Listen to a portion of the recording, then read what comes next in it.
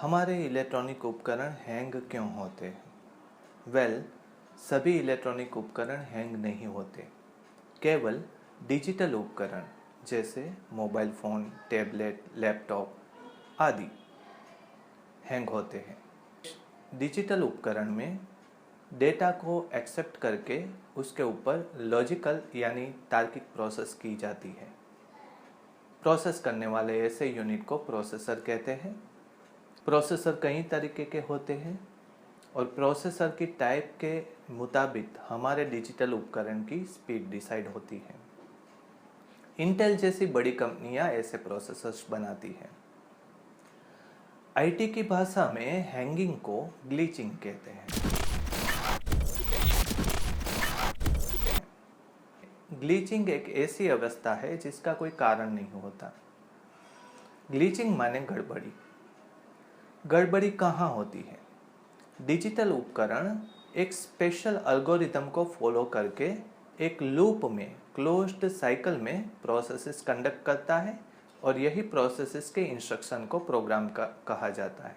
जैसे इस डायग्राम में एक कंप्यूटर को डेटा एक्सेप्ट करना है, सेव करना है और अपडेट करना है। तो यह पूरी साइकिल में पहले डेटा को एक्सेप्ट होने की प्रोसेस होती है। बाद में डेटा का डुप्लीकेशन फाइंड किया जाता है। अगर डेटा डुप्लीकेट है तो प्रोसेस रोक कर कंप्यूटर को फिर से अपनी प्रारंभिक अवस्था में रख दिया जाता है।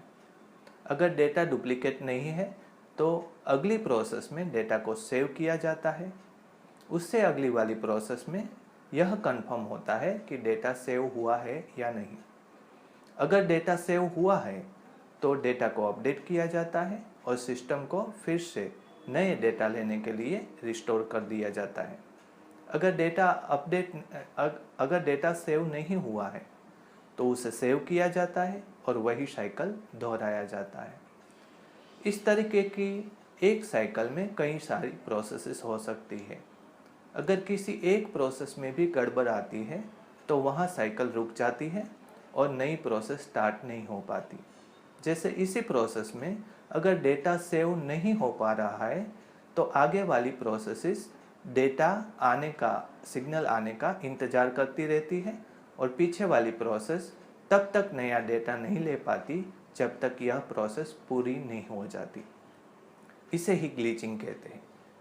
ग्लिचिंग अगर एक उपकरण में आती है तो उसे बंद कर कर पुनः स्टार्ट करके उसे दूर किया जा सकता है।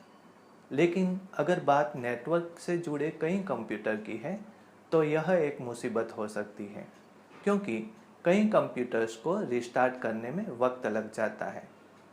2016 में ऐसे ही एक ग्लिच ने न्यूयॉर्क स्टॉक एक्सचेंज के ट्रेडिंग को कई घंटों तक रोक दिया था और 2015 में यूनाइटेड एयरलाइंस की करीबन 5000 फ्लाइट एक ग्लिच के कारण करीबन 2 घंटे तक टेक ऑफ नहीं कर पाई थी।